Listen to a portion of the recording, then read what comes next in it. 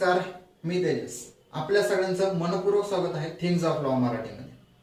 मागच्या व्हिडिओमध्ये आपण पाहिलं होतं मूलभूत अधिकारांमध्ये दोन महत्वाचे अधिकार, समानतेचा अधिकार आणि स्वातंत्र्याचा अधिकार.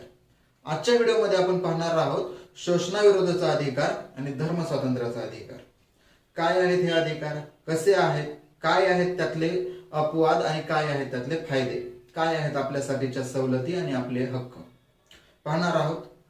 शोषणाविरोधाचा अधिकार भारतीय संविधानाच्या अनुच्छेद 23 आणि 24 मध्ये समाविष्ट असलेला हा अधिकार. अनुच्छेद 23 मध्ये असं सांगितलेलं आहे की शोषणाविरुद्ध कुठल्याही प्रकारचं शोषण हे कायद्याने निषिद्ध आहे. मग त्यामध्ये काही लोकांची विक्री असेल, देह विक्री असेल, देह व्यापार असेल, मनाविरुद्ध काम करून घेणं असेल किंवा बालाश्रम असेल, यातले कुठलीही गोष्ट कायद्यानुसार चुकीची आहे, कायद्यानुसार तो गुन्हा आहे. एखाद्या ठिकाणी चालत असलेला अवैध असा देह व्यापार हा कायमचाच गुन्हा आहे. आपण पाहतो काही ठिकाणी असे रॅकेट चालतात, असे रॅकेट पोलिसांना सापडले जातात. अनेक ठिकाणी चोरून हे व्यवसाय केले जातात, ते व्यवसाय गुन्हे आहेत. अनेक ठिकाणी मनाविरुद्ध काम करून घेतलं जातं. अतिशय कमी कामामध्ये, अतिशय कमी वेळामध्ये हे काम करून घेतलं जातं. खूप थोडं असं त्यांना त्याच्यासाठी मानधन दिलं जातं, कमी पैसे दिले जातात किंवा काही अन्नाच्या मोबदल्यात हे काम करून घेतलं जातं. अशा ठिकाणचं हे सगळं काम कायद्याने चुकीचं आहे, विरोध आहे आणि गुन्हा आहे. काही ठिकाणी बालाश्रम करून घेतलं जातं, लहान लहान मुलांना काम करून घेतलं जातं. हॉटेलमध्ये असेल, काही ठिकाणच्या सफाई कामांमध्ये असेल, अशी मुलं वापरली जातात. या मुलांनाही अशा ठिकाणचं काम करून घेणं हे सुद्धा शोषणाचाच एक प्रकार आहे, हे कायद्याने विरोधात आहे.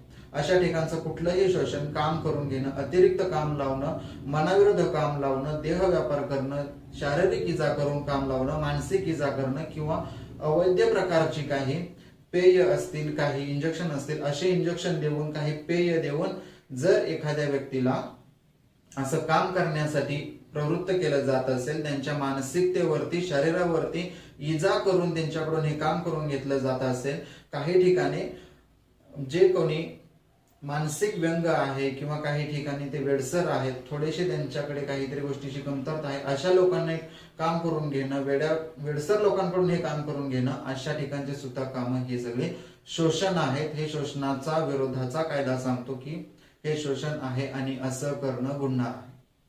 अनुच्छेद 14 सांगतो की अनुच्छेद 14 नुसार 14 वर्षांपेक्षा कमी वयाच्या बालकाकडून काम करून घेणं हा अतिशय मोठा गुन्हा आहे. असं करणं बाल कामगार कायद्याच्या विरोधात आहे. 14 वर्षाच्या मुलाला कुठलंही काम लावणं हा गुन्हा आहे. मागच्या व्हिडिओमध्ये आपण पाहिलं होतं की स्वातंत्र्याच्या अधिकारामध्ये एक स्वातंत्र्य आपल्याला असं आहे की शिक्षणाचं स्वातंत्र्य, शिक्षण घेण्याचं स्वातंत्र्य.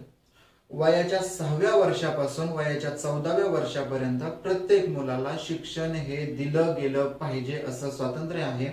आणि हेच स्वातंत्र्य हिरावलं जातं ते म्हणजे या कायद्यातून.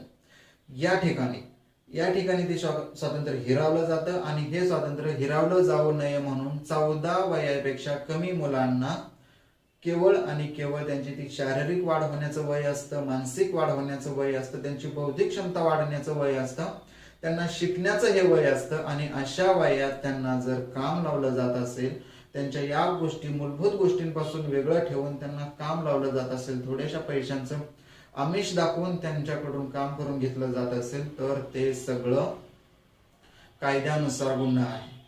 कुठल्याही कायद्याला हे मान्य नाही. 2006 पासून असलेल्या अधिनियमांपासून बाल कामगार हा गुन्हा आहे, ते कायद्याच्या विरोधात आहे. हे होते शोषणाविरोधाचे अधिकार. पुढचा आहे धार्मिक स्वातंत्र्याचा अधिकार. धार्मिक स्वातंत्र्याचा अधिकार म्हणजे या देशात जन्माला येणाऱ्या प्रत्येकाला त्याचं धार्मिक स्वातंत्र्य, त्याचा धर्माचा आदर करणं, ते धार्मिक रीतिरिवाज, प्रथा, परंपरा सगळं काही पाळण्याचा अधिकार. हा अधिकार कायदा देतो. कलम 25 ते 28 मध्ये हे सगळे विभागले गेले आहे. कलम 25 मध्ये कोणत्याही धर्माचा आचरण करण्याचं स्वातंत्र्य आहे. कुठल्याही धर्माचे तुम्ही आचरणात आणू शकता, धर्माचे विचार आचरणात आणू शकता, त्यांनी सांगितलेली शिकवण अंगीकारू शकता, त्या धर्माची असलेली संस्कृतीचा आदर बाळगून त्या संस्कृतीनुसार वागू शकता.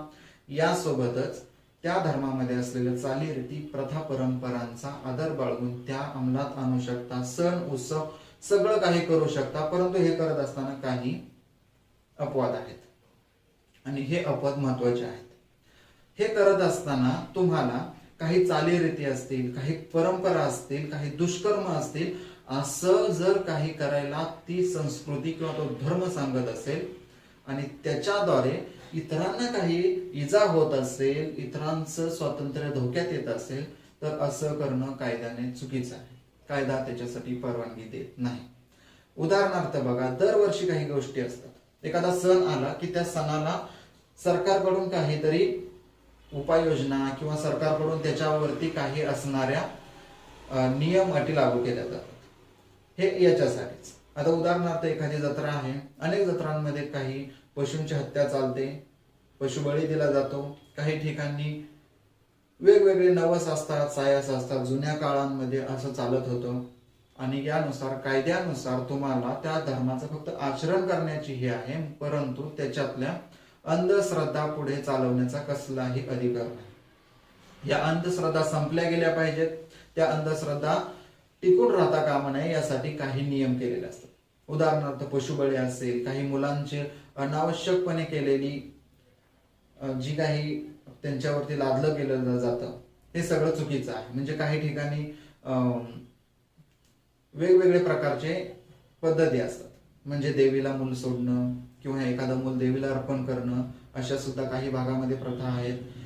अतिरिक्त केशवपन करणं महिलांचं असेल किंवा इतरांचं असेल, किंवा आपण जी सर्वात महत्वाची परंपरा समजतो ती म्हणजे सती परंपरा, नवऱ्याच्या नंतर हे करणं. सती परंपरा खूप पूर्वी नष्ट झाली, स्वातंत्र्याच्याही पूर्वी, इंग्रजांच्या काळाच्याही अगोदर नष्ट झाली, परंतु ती अशा परंपरांना कायदा, भारतीय कायदा थारा देत नाही. उदाहरणार्थ मुस्लिम धर्मांमध्ये जी बकरी ईद साजरी केली जाते, या बकरी ईदच्या दिवशी केवळ बकरी कापण्यासाठी किंवा काही कापण्यासाठी त्यांना परवानगी दिली जाते, परंतु गोहत्या करणं किंवा गायीसारखे पशु कापणं यासाठी हे मान्य केलेलं नाही. गायीसारखा पशु कापणं किंवा काही ठिकाणी गायीचा बळी देणं असं सगळं कायद्याने बंद केलेलं आहे. हे अपवादामध्ये येतं. काही ठिकाणी शीख धर्माचं एक प्रतीक असलेलं, शौर्याचं प्रतीक म्हटलेलं ते तलवारी वापरणं किंवा इतर काही साधनं वापरणं असं होतं, परंतु असं शस्त्र वापरणं हे चुकीचं ठरवलं जातं.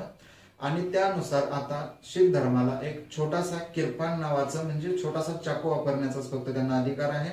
याच्या पलीकडे त्यांना मोठं शस्त्र वापरण्याचा अधिकार नाही. जैन धर्मामध्ये जे दिगंबरपंथी असतात, म्हणजे दिगंबरपंथीयांमध्ये विवस्त्र राहणारे जे असतात, त्यांना सतत समाजामध्ये जाता येणार नाही. कधीतरी एकदाच समाजाच्या कार्यक्रमासाठी किंवा त्यांच्या कसल्या तरी उत्सवासाठी जाता येईल. सतत त्यांना या समाजामध्ये फिरता येणार नाही.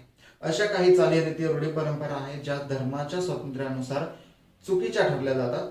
त्यांना वगळून इतर सगळं काही करणं हे आपला अधिकार आहे, आपला हक्क आहे. मग त्यामध्ये सण उत्सव आनंदाने उत्साहाने साजरे करणं हे आपलं स्वातंत्र्य आहे. अनुच्छेद 25 नंतर आहे अनुच्छेद 26. अनुच्छेद 26 काय सांगतो तर संपत्ती जमवण्याचा अधिकार.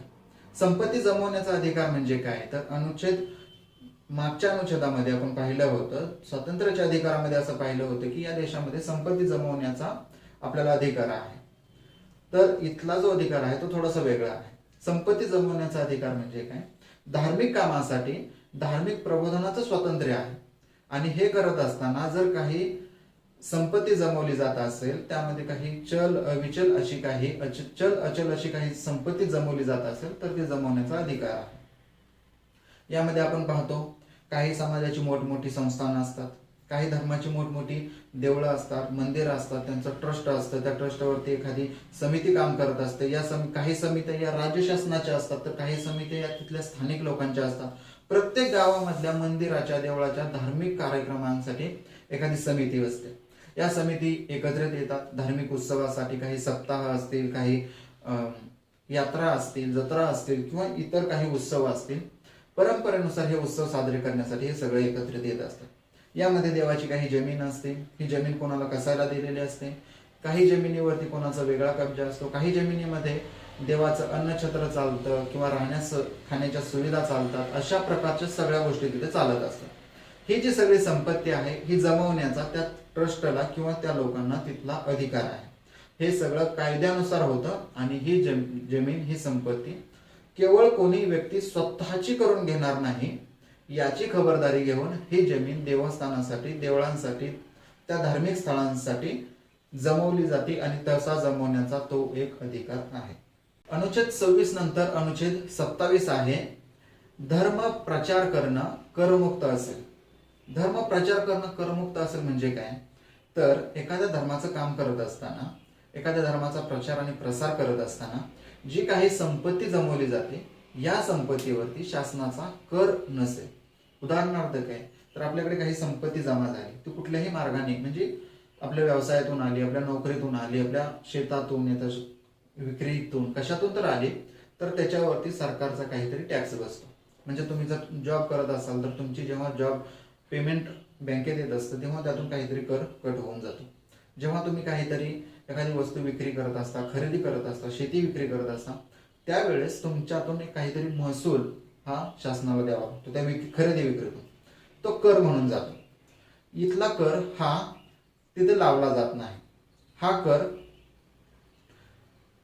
कसल्याही प्रकारचा मागितला जात नाही. उदाहरणार्थ काही दानपेट्या असतील, काही प्रकारचे मंदिराबाहेरचे त्यांचे कार्यक्रम असतील, वर्गणी असेल, देणगी असेल, बक्षीस असेल, अशा प्रकारे देवळांना मिळालेल्या, त्या संस्थानांना मिळालेल्या धर्माच्या प्रचारासाठी, कुठल्याही धर्मासाठी मिळालेली ही देणगी, हा पैसा, उत्पन्न झालेला पैसा करमुक्त असेल, त्याच्यावरती कसलाही टॅक्स नसेल. हा पैसा खर्च करणं त्या संस्थानाचं काम असेल. आणि महाराष्ट्रातली आपण पाहतो अशी असंख्य देवळं आहेत, अशी असंख्य संस्थानं आहेत जे हा एकत्रित होणारा पैसा विधायक कामांसाठी लावतात.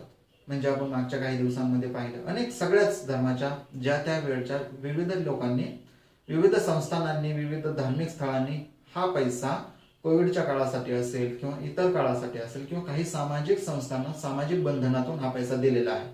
अशा प्रकारे हा एकत्रित येणारा पैसा करमुक्त असेल. शेवटचा अनुच्छेद 28 असं सांगतो की या धार्मिक संस्थांमध्ये शैक्षणिक स्वातंत्र्य देण्यात, शैक्षणिक आणि धार्मिक असं शिक्षण देण्याचं स्वातंत्र्य असेल. धार्मिक शिक्षण म्हणजे काय, तर धार्मिक शिक्षण म्हणजे काही धर्मासाठी जे काही धर्मातली शिकवण आहे ती शिकवण्याचं स्वातंत्र्य असेल, मग ती कुठल्याही धर्मातली असो. मात्र अशा संस्था आहेत ज्या संस्थांना हे करता येतं, ज्या संस्था राज्य शासनाच्या अनुदानित आणि मान्यता प्राप्त संस्था आहेत. अशा ज्या संस्था राज्य शासनाच्या अनुदानित आणि मान्यता प्राप्त संस्था आहेत, त्याच धार्मिक संस्थांना त्या संस्थांमधून शैक्षणिक असं धार्मिक शिक्षण देता येईल. यामध्ये सर्व धार्मिक संस्थांवरती राज्य शासनाचा वचक असेल, राज्य शासनाचं नियंत्रण असेल.